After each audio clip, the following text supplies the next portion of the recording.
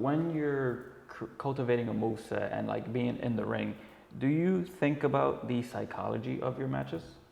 Of course, have to. Have to. It gets a little tricky because of the way the independents are, you know, and there are some things that just aren't going to make any sense. It's just the way the independent wrestling is. And, you know, obviously I'm trained. I'm sorry, Red. We're trained to, you know, work the right way. And we can and we do. But sometimes you're just going to go out there and do 3 Canadians and fire up, you know? And that's okay, you know. It's for the love of the game, you know. But, yeah, with my moveset, I definitely... I thought long and hard about the things that I wanted to do, and I tried to be as natural as possible, and I tried to just do a lot of the things that I always wanted to do, always knew I could do. And then over time, as you do more matches and you try more stuff out, you start seeing what else works for you, and then you start to place it. Okay, I can put this here and put this here and do this here, and maybe I combo these up, and that'll make more sense if I put, you know, and then you just get the ball rolling that way. Yeah, because I was gonna say, watching your matches, even online and in person, you do a really great job in having moves flow into each other.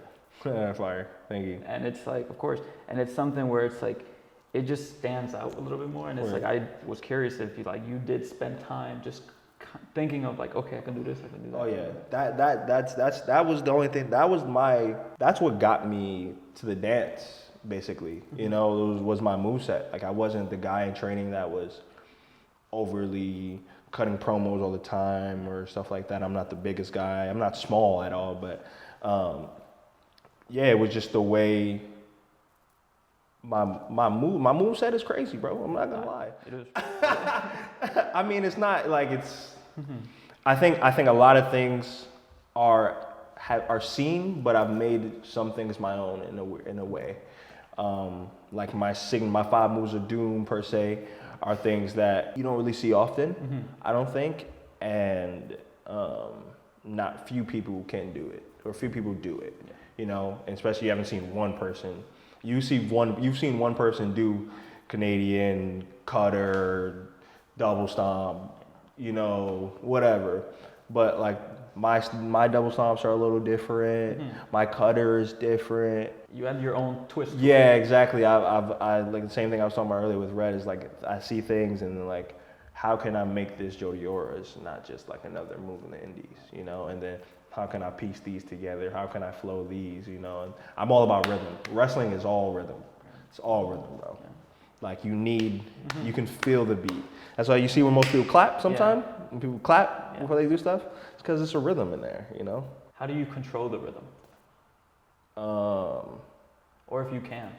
You can. You have to. It's actually your job to. Everyone has their own unique rhythm and their own pace that they like to work at. How do you control the rhythm is a great question. I think you just gotta be smart. You just gotta know where you just gotta be smart. You gotta know what your objective is. Okay. So you gotta know what you're trying to achieve out there. Yeah. What story are you telling? What do you want the crowd to interpret? What do you want the highlights to be, you know? Okay. And then through thinking about, you know, the story and what you're trying to get across, you can now cultivate the rhythm and like make sure this part of the match is moving at 100 beats per minute and this part of the match is gonna move at 160 beats per minute, you know, because it needs that there, but it doesn't need it here and so forth and so on.